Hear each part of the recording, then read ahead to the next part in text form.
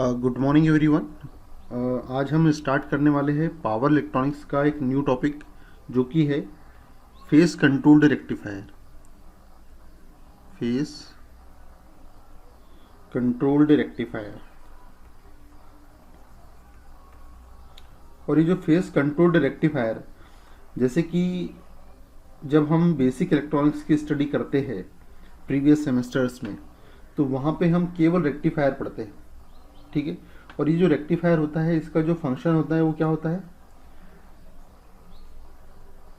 AC को DC में convert करना, ठीक है। लेकिन यहाँ कंट्रोलिंग का फीचर नहीं रहता, हम आउटपुट को कंट्रोल नहीं कर सकते, ठीक है। क्यों कंट्रोल नहीं कर सकते? क्योंकि उसमें कोई भी कंट्रोलिंग डिवाइस लगी नहीं होती है। इसलिए हम जब हम पढ़ते थे रेक्टिफायर प्रीवियस सेमेस्टर में, तो उन रेक्टिफायर्स को अनकंट्रोल्ड रेक्टिफायर कहते थे। अनकंट्रोल्ड रेक्टिफायर, उन रेक्टिफायर्स को अनकंट्रोल्ड रेक्टिफायर हम कहते थे। Uncontrolled rectifier. लेकिन अब हम क्या स्टडी करने वाले हैं? अब हम पढ़ रहे हैं पावर इलेक्ट्रॉनिक्स। हमारा जो सब्जेक्ट स्टार्ट हो गया है ये है पावर इलेक्ट्रॉनिक्स। और ये जो पावर इलेक्ट्रॉनिक्स सब्जेक्ट है, यहाँ पर हमें सबसे पहली बात तो हाई वोल्टेज के साथ डील करना है, हाई वोल्टेज एप्लीकेशन के साथ डील करना है। और हाई वोल्टेज के साथ साथ यहाँ कंट्रोलिंग फीचर भी रहेगा हमारे पास। क्यों कंट्रोलिंग फीचर रहेगा? क्योंकि पहले हमारे पास जब हम अनकंट्रोल्ड रेक्टिफायर की स्टडी कर रहे थे, बेसिक इलेक्ट्रॉनिक्स पढ़ रहे थे, तो वहाँ पर हमारे पास डायोड था जो कि अनकंट्रोल्ड डिवाइस है। लेकिन अब हमारे पास एक न्यू डिवाइस आ गया है, थायरिस्टर या फिर एससीआर, सिलिकॉन कंट्रोल रेक्टिफायर। ये डिवाइस हमारे पास आ गई। ये डिवाइस जो है, ये जो डिवाइस है, ये दो मोड में काम करती है। एक तो ये फॉरवर्ड बायस में कंडक्शन कराती है, फॉरवर्ड बायस में करंट का फ्लो करवाती है। फॉरवर्ड बायस में करंट फ्लो कराती है मतलब ये फॉरवर्ड कंडक्शन मोड में काम करता है। और ये फॉरवर्ड बायस में, ये रिवर्स बायस में वोल्टेज को ब्लॉक कर लेता है, मतलब ओपन सर्किट की तरह बिहेव करता है जैसे रिवर्स बायस आ जाती है। तो इसलिए इसको रिवर्स ब्लॉकिंग मोड कहते हैं, क्योंकि ये फॉरवर्ड बायस में करंट फ्लो करवाती है और रिवर्स बायस में वोल्ट ओपन सर्किट की तरह भी हो करता है। इसलिए रिवर्स ब्लॉकिंग मोड में, ये दो मोड में काम करता है, फॉरवर्ड कंडक्शन और रिवर्स ब्लॉकिंग। लेकिन ये जो एससीआर होता है, इसकी प्रॉपर्टी हमने क्या देखी कि ये फॉरवर्ड बायस में करंट को फ्लो करवाता है, मतलब ये फॉरवर्ड कंडक्शन मोड में भी काम करता है। ये फॉरवर्ड बायस में वोल्टेज भी ब्लॉक कर सकता है, इसलिए फॉरवर्ड ब्लॉकिंग मोड में भी काम करता है। और ये रिवर्स बायस में ओपन सर्किट की तरह बिहेव करता है, मतलब करंट नहीं फ्लो होने देता, मतलब ये रिवर्स ब्लॉकिंग मोड में भी काम करता है। तो ये तीन मोड में ये काम करता है। तो अब हम पढ़ने वाले हैं फेज कंट्रोल्ड रेक्टिफायर। देखो, जब हम अनकंट्रोल्ड रेक्टिफायर की स्टडी कर रहे थे प्रीवियस सेमेस्टर में, अनकंट्रोल्ड रेक्टिफायर, अनकंट्रोल्ड रेक्टिफायर, तो ये क्या कर रहा था? हम फिक्स एसी दे रहे थे, फिक्स एसी। फिक्स एसी मतलब उसमें कोई भी वेरिएबल नेचर नहीं है एसी का, फिक्स एसी देते थे। और ये जो अनकंट्रोल्ड रेक्टिफायर है, ये हमें फिक्स्ड एसी देता था इस प्रकार से, या फिर इस प्रकार से। इस प्रकार से हमें आउटपुट देता था। हम मतलब फिक्स एसी प्रोवाइड करते थे तो फिक्स डीसी देता था हमें अनकंट्रोल्ड रेक्टिफायर। लेकिन अब हम स्टडी कर रहे हैं कंट्रोल्ड रेक्टिफायर की, फेस कंट्रोल्ड रेक्टिफायर की। अब हम कर रहे हैं कंट्रोल्ड रेक्टिफायर। तो कंट्रोल्ड रेक्टिफायर में इनपुट तो हम फिक्स एसी ही देंगे, इसे भी फिक्स एसी। लेकिन जो आउटपुट हमें कंट्रोल रेक्टिफायर देता है, कंट्रोलिंग, ये फिक्स एसी हमने दिया तो ये हमें वेरिएबल डीसी देता है। मतलब ये डीसी आउटपुट को हम कंट्रोल कर सकते हैं। जो आउटपुट वोल्टेज हमें यहाँ मिल रहा है, इसको हम कंट्रोल कर सकते हैं। हम ऐसा कर सकते हैं कि इतना भाग हमने काट दिया, इतना भाग हमें मिला ही नहीं, उसके बाद का पार्ट हमें मिला, नीचे का पार्ट मिला ही नहीं, ये इतना जो पोर्शन है ये मिला ही नहीं।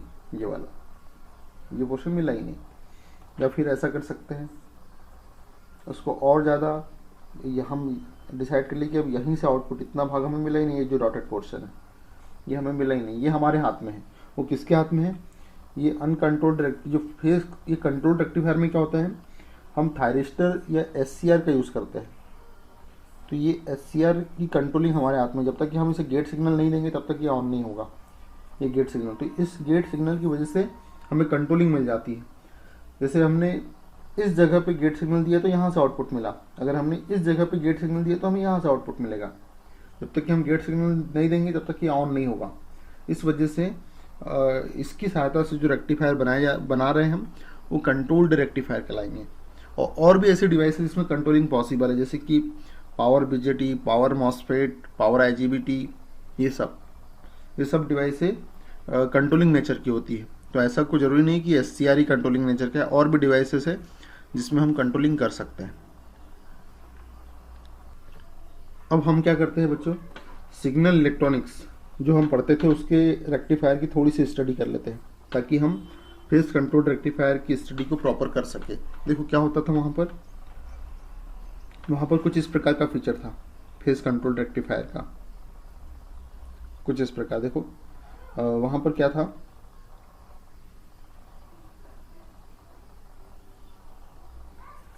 Uncontrolled rectifier.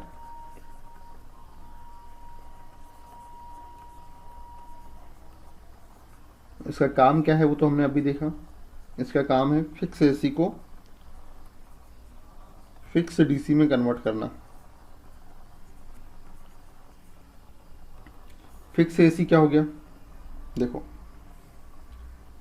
पहले तो वो डिवाइस देख लो कैसी है, उसके बाद बात आगे बढ़ाएंगे। ये देखो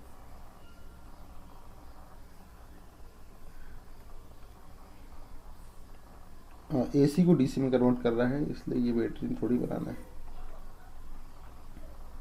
ये AC सप्लाई, ये मैं सबसे पहले जो अनकंट्रोल्ड रेक्टिफायर है वो दो प्रकार के होते हैं बच्चों।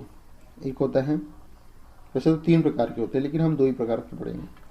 3 प्रकार के होते हैं। एक होता है हाफ वेव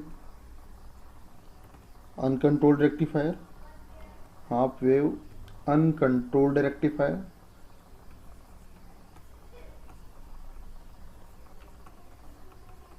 दूसरा होता है full wave centre tap, full wave centre tap uncontrolled rectifier. जो बेसिक इलेक्ट्रॉनिक्स में हम रेक्टिफायर पढ़ते थे वो अनकंट्रोल्ड रेक्टिफायर ही थे, बस वहां लिखते नहीं थे कि ये अनकंट्रोल्ड है, लेकिन वो थे। अब एक होता है ब्रिज टाइप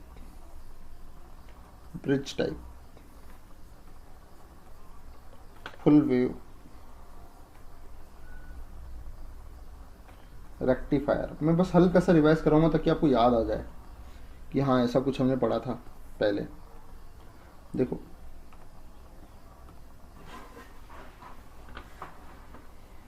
कुछ इस प्रकार का था हाफ वेव। नंबर 1 स्टार्ट करते हैं। Half wave uncontrolled rectifier.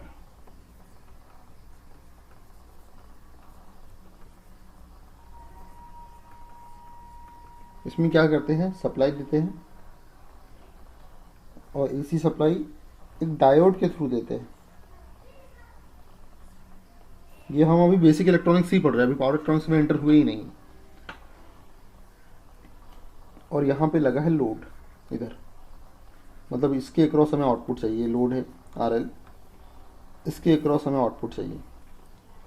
तो कैसे, इसके अक्रॉस हमें आउटपुट क्या मिलेगा, ये इस टर्मिनल पे क्या आउटपुट मिल रहा है, ये आउटपुट वोल्टेज होगा इसके अक्रॉस जो भी आउटपुट मिलेगा।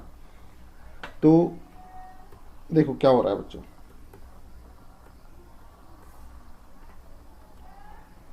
ये जो AC वेवफॉर्म है वो इस प्रकार की, positive half cycle negative half cycle, positive half cycle negative half cycle, इस प्रकार की ये सप्लाई वोल्टेज है, ये सप्लाई वोल्टेज और यहाँ आउटपुट वोल्टेज। तो अभी हम ये कंसिडर कर रहे हैं कि ये जो डायोड है ये आइडल डायोड है।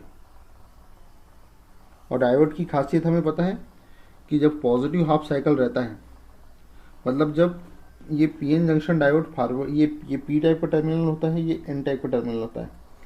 जब पी टाइप का प्लस से और एन टाइप का माइनस से कनेक्ट होता है तो ये फॉरवर्ड बायसिंग कंडीशन में रहता है, और फॉरवर्ड बायसिंग में ये शॉर्ट सर्किट की तरह बिहेव करता है, मतलब अपने अंदर से करंट जाने देता है। और जब पी टाइप का माइनस से और एन टाइप का प्लस से कनेक्ट होता है तो ये रिवर्स बायसिंग कंडीशन में होता है। उस कंडीशन में ये ओपन सर्किट की तरह बिहेव करता है, उस कंडीशन में ये ओपन सर्किट की तरह बिहेव करता है, अपने अंदर से कोई करंट फ्लो नहीं होने देता है। इस प्रकार का ये होता है। तो चलो हम ये मान रहे कि ये पॉजिटिव हाफ साइकिल जैसे ही अपेयर हुआ यहाँ पे प्लस आ जाएगा और यहाँ माइनस आ जाएगा। तो जब पी प्लस से आ जाएगा और ये एन वाला माइनस से आ जाएगा तो ये फॉरवर्ड बायस, मतलब पॉजिटिव हाफ साइकिल में ये फॉरवर्ड बायसिंग में रहेगा, मतलब ये जो डायोड है हमारा वो शॉर्ट सर्किट की तरह भी हो करेगा। और नेगेटिव हाफ साइकिल में जब नेगेटिव हाफ साइकिल आएगा ये वाला, तो उस कंडीशन में यहाँ माइनस आ जाएगा, यहाँ प्लस आ जाएगा। तो उस कंडीशन में पी जब माइनस से होता है तो रिवर्स बायस में आ जाता है, तो रिवर्स बायस में आ जाएगा नेगेटिव हाफ साइकिल में, और ये ओपन सर्किट की तरह भी हो करेगा। चलो इसकी वर्किंग देखते हैं आगे, किस प्रकार का आउटपुट मिल रहा है मुझे। ये इधर साइड में बना रहा हूँ, ये देखो,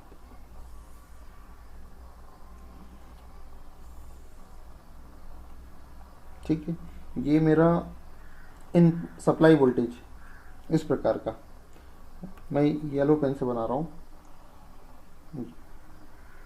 ये सप्लाई वोल्टेज एक ही में बना देते हैं, ठीक है। ये थीटा एक्सिस है, ठीक है, ये थीटा एक्सिस है। ये जीरो होता है, ये तो हम पता है, ये जीरो होता है, ये पाई होता है, ये 2 पाई होता है। और एंगल की दृष्टि से देखें तो ये 0 डिग्री होता है, ये 180 डिग्री होता है, और ये 360 डिग्री होता है, ठीक है।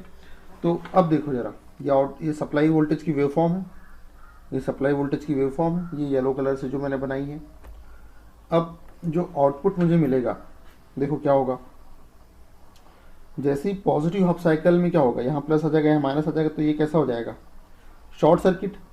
तो जब ये शॉर्ट सर्किट हो जाएगा, ये शॉर्ट सर्किट हो जाएगा, यहाँ मैं इसी में बना रहा हूँ, अलग से नहीं कर रहा हूँ। जब ये शॉर्ट सर्किट हुआ, अब नोट्स में प्रॉपर करूँगे कि पॉजिटिव हाफ साइकिल में ये वाला डायग्राम बनाऊंगे। ये देखो, ये शॉर्ट सर्किट हो गया। जब ये शॉर्ट सर्किट हो गया तो पूरा का पूरा सप्लाई वोल्टेज कहाँ आ गया, लोड पर। मतलब ये जो पूरा का पूरा, ये यहाँ अलग से आउटपुट की वेवफॉर्म बना देता हूँ। तो देखो क्या हो रहा है, पॉजिटिव हाफ साइकिल में जब शॉर्ट सर्किट हो गया तो पूरा का पूरा सप्लाई वोल्टेज कहाँ आ गया, लोड पे। तो जो सप्लाई वोल्टेज की वेवफॉर्म है वो एज इट इज बना दो, क्योंकि जैसे ही ये शॉर्ट सर्किट हुआ, ये शॉर्ट सर्किट हुआ, पूरा का पूरा सप्लाई वोल्टेज कहाँ आएगा, लोड पे। तो ये पूरा का पूरा सप्लाई वोल्टेज जो है वो लोड पे आ गया। ये थोड़ा बड़ा बन गया लेकिन है इसके बराबर, ये लो के बराबर, ठीक है।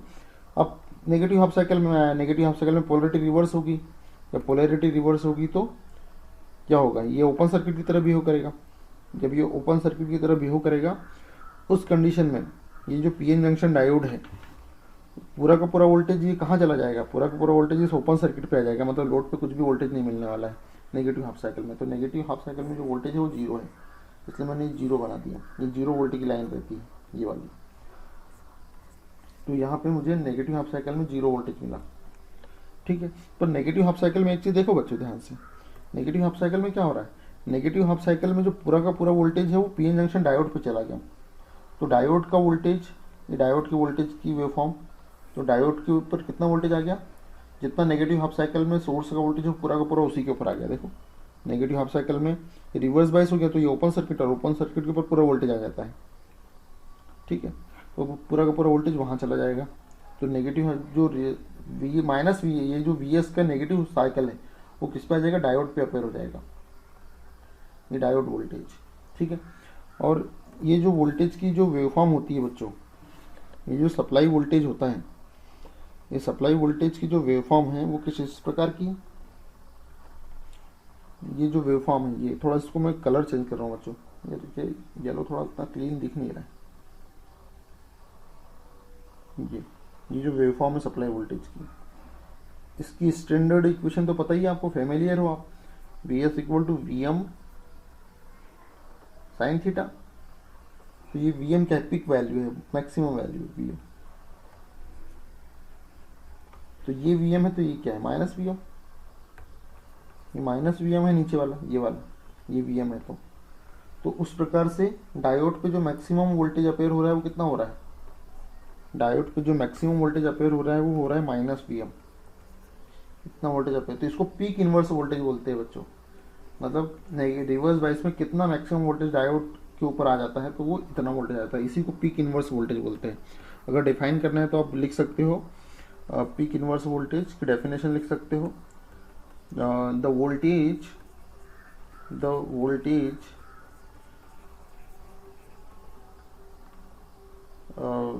which appears across the maximum voltage, बच्चों the maximum voltage which appears across diode in reverse biasing condition, और blocking condition. Reverse biasing condition को भी ब्लॉकिंग कंडीशन बोलते हैं। The maximum voltage which appears across diode in reverse biasing condition या blocking condition called peak inverse voltage. ठीक है, तो इसके हिसाब से भी हमको डायोड डिजाइन करना पड़ता है। डायोड की जो डिजाइनिंग होती है वो पीक इनवर्स वोल्टेज के बेसिस पे हम करते हैं। ठीक है, ये समझ में आ गया होगा आपको। डायोड आपने बहुत डिटेल में पढ़ा होगा बेसिक इलेक्ट्रॉनिक्स में। ठीक है, इसलिए मैं ये मान के चल रहा हूँ कि आपको वो आता है। फिर भी मैंने आपको जब मेरा क्लास स्टार्ट हुई थी तो मैंने आपको बहुत डिटेल में वहाँ पे पीएन जंक्शन डायोड की स्टडी करवाई थी, क्योंकि मुझे पता था कि वो बहुत इंपॉर्टेंट है। और ये जो पावर इलेक्ट्रॉनिक्स का जो कॉन्सेप्ट आया है बच्चों, ये भी हमारे पीएन जंक्शन डायोड की रिवर्स बाइसिंग से ही आया है। इसलिए वो वीडियो बहुत अच्छे से देख लेना जो प्रीवियस में मैंने पढ़ाए हैं आपको। इसी प्रकार से बच्चों दूसरा जो टॉपिक है वो है full wave rectifier, full wave uncontrolled rectifier, full wave uncontrolled rectifier, full wave uncontrolled rectifier. कुछ इस प्रकार का होता है फुल वेव अनकंट्रोल्ड रेक्टिफायर। देखो ये सप्लाई दे रहा हूं मैं, ये सप्लाई दे रहा हूं,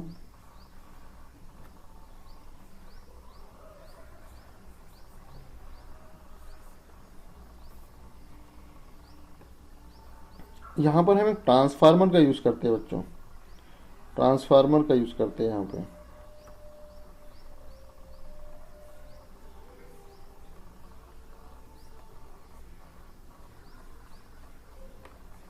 इस प्रकार से एक डायोड यहाँ लगाते हैं,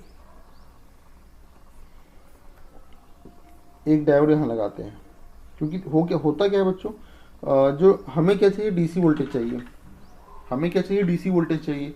लेकिन हो क्या रहा, हमारा एक साइकिल बर्बाद हो रहा है। देखो पॉजिटिव हाफ साइकिल में तो हमें वोल्टेज मिल रहा है, लेकिन नेगेटिव हाफ साइकिल में हमें कुछ भी नहीं मिल रहा है। फिर पॉजिटिव हाफ साइकिल में मिलेगा, नेगेटिव साइकिल में कुछ नहीं मिलेगा। तो उससे क्या होगा, हमारी एवरेज वोल्टेज, एवरेज वैल्यू कम होगी, एवरेज वैल्यू हमारी कम होगी। अभी समझाऊंगा आपको एवरेज वैल्यू क्या है, कैसे निकाली जाती है। तो हमारी एवरेज वैल्यू कम हो जाती है, क्योंकि एक साइकिल में आउटपुट मिल रहा है, एक में मिल ही नहीं रहा है। तो ये समस्या ना हो, हम चाहते हैं कि दोनों साइकिल में, पॉजिटिव हाफ साइकिल में भी और नेगेटिव हाफ साइकिल दोनों में हमें आउटपुट मिले। उसके लिए हमें कुछ करना पड़ेगा। ठीक है, उसके लिए हमें कुछ करना पड़ेगा। देखते हैं जरा क्या कर सकते हैं हम लोग उसमें। ठीक है, देखो ये यहाँ पे जो लोड है वो यहाँ मिलता है बच्चों, ये इसके क्रॉस ये लोड यहाँ लगा है, यहाँ हमें आउटपुट लेना है। देखते जरा कैसा हमें क्या मिलता है। अब ये जो ट्रांसफार्मर, सपोज करते कि 1:2 का है, सपोज करते कि जो ट्रांसफार्मर है ये 1:2 रेशो का है। चलो अभी रहने दो, 1:2 भी रहने दो। हाँ 1:2 रेशो का है बच्चों। ठीक है, जब 1:2 रेशो का है तो अगर मैं यहाँ पे VS सप्लाई दे रहा हूँ तो यहाँ मुझे आउटपुट में क्या मिलेगा, 2VS, क्योंकि ये डबल कर देता है। 1:2 का मतलब ये डबल कर देता है, दुगुना कर देता है। तो यहाँ VS मिल रहा है तो मुझे इस साइड कितना मिलेगा, 2VS मिलेगा। अब ये सेंटर टेप मतलब बीच में से हमने टेपिंग कर दी है, मतलब 2VS टोटल है, तो VS पार्ट इस भाग को मिल रहा है, VS इस भाग को मिल रहा है। ठीक है, तो बस अब दोनों के वही positive half cycle, negative half cycle, ये पॉजिटिव हाफ साइकिल इसका, दोनों का एक साथ चलेगा साइकिल, पॉजिटिव हाफ साइकिल इसका भी। ठीक है, तो पॉजिटिव हाफ साइकिल में यहाँ प्लस, यहाँ माइनस, यहाँ प्लस, यहाँ माइनस, तो ये प्लस यहाँ पे प्लस आएगा, यहाँ माइनस आएगा, ये P है, ये N है, तो मतलब ये फॉरवर्ड वाइज में आ गया। तो जब ये फॉरवर्ड वाइज में आ गया पॉजिटिव हाफ साइकिल में, यहाँ लिख भी देते हैं। और ये नीचे देखो क्या हो रहा है, इसको डायोड D1 नाम देते हैं, इसको डायोड D2 नाम देते हैं। तो पॉजिटिव हाफ साइकिल में क्या हो रहा है, इसे यहाँ प्लस आ गया, यहाँ माइनस आ गया, लेकिन यहाँ माइनस आ गया, यहाँ प्लस आ गया। तो यहाँ लिख लो, एक स्टेप बना लो स्टार लगा के, during positive half cycle, during positive half cycle. Positive half cycle में क्या हो रहा है बच्चों, जो डायोड D1 है वो कैसे है, वो फॉरवर्ड बायसिंग में है, मतलब वो शॉर्ट सर्किट की तरह बिहेव करेगा, मतलब वो शॉर्ट सर्किट की तरह करेगा। डायोड D2 रिवर्स बायसिंग में है, मतलब वो ओपन सर्किट की तरह बिहेव करेगा। तो डायग्राम अगर आप बनाना चाहते हो तो बना लो, देखो मैं बनाता हूँ। इसी डायग्राम को यूज़ कर लेते हैं ना यार, अलग से करने की ज़रूरत ही नहीं है। ये डायग्राम लिया, इसको किया कॉपी, इसको यहाँ से ड्रैग करके नीचे ले जाओ।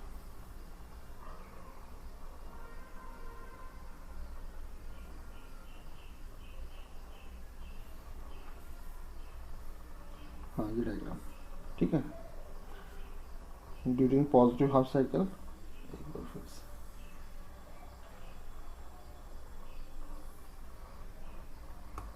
ठीक है, देखो अब D1 फॉरवर्ड वाइज में है, मतलब शॉर्ट सर्किट है, तो इसको हटा दो, इसको कर दो शॉर्ट सर्किट, ये लो इसको कर दिया शॉर्ट सर्किट, और ये हो गया मेरा ओपन सर्किट। ओपन सर्किट, जब ओपन सर्किट हो गया तो इसमें तो कोई करंट फ्लो ही नहीं हो रहा है, इस पाथ में जीरो, इसका तो इस लूप का तो कोई मतलब ही नहीं है। तो पॉजिटिव हाफ साइकिल की बात हो रही है, तो देखो ये पूरा का पूरा सप्लाई वोल्टेज कहाँ जाएगा, लोड पर आ जाएगा। तो जो आउटपुट मिलेगा मुझे, वेवफॉर्म ढंग से बनाते हैं,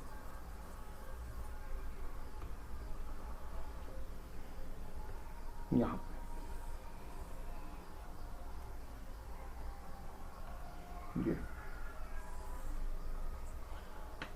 ये सप्लाई वोल्टेज की वेवफॉर्म कुछ इस प्रकार की है। तो जो आउटपुट मिलेगा मुझे,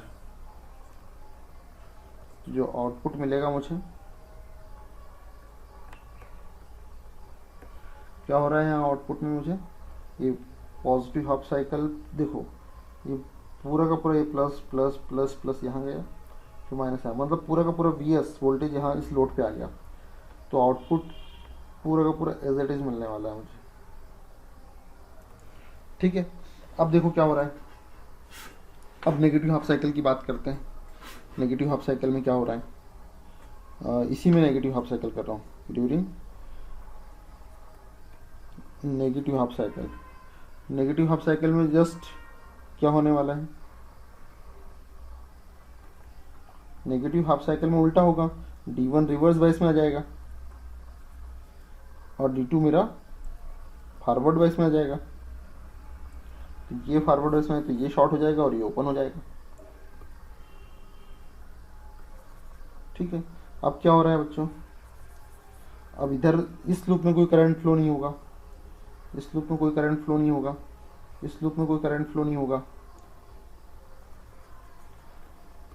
और इस लूप में क्या हो रहा है, जब नेगेटिव हाफ साइकिल में पोलरिटी रिवर्स हो जाएगी, यहाँ प्लस हो जाएगा, यहाँ माइनस हो जाएगा, यहाँ प्लस हो जाएगा, यहाँ माइनस हो जाएगा, इसलिए फॉरवर्ड वाइज में चला गया। तो अब क्या हो रहा है, ये नेगेटिव हाफ साइकिल, ये जो प्लस है वो गया गया गया गया, वो यहाँ आ गया, और ये माइनस यहाँ आ गया, मतलब अभी भी पोलरिटी वैसे ही है। तो अभी भी पोलरिटी वैसे ही है, मतलब जो वेवफॉर्म बनेगी वो पहले जैसी बन रही थी वैसी ही बनेगी। ये देखो, ये वेवफॉर्म ऐसी बनेगी, क्योंकि पोलरिटी अब पहले यहाँ प्लस था तो अभी भी प्लस वहीं पे है, मतलब जैसी वेवफॉर्म ये बनी वैसी ये भी बनेगी, क्योंकि पहले भी प्लस यहाँ था पहली बार में और दूसरी बार में भी प्लस यहीं पे है, इसलिए जैसी ये वेवफॉर्म वैसी ये। तो ये मुझे आउटपुट मिल गया। पहले क्या हो रहा था, हाफ वेव रेक्टिफायर में ये वाला जो पोर्शन है ये मिल नहीं रहा था मुझे, जिससे कि मेरी एवरेज वैल्यू क्या हो रही थी, रिड्यूस हो रही थी, ठीक है, एवरेज वैल्यू मेरी कम हो रही थी।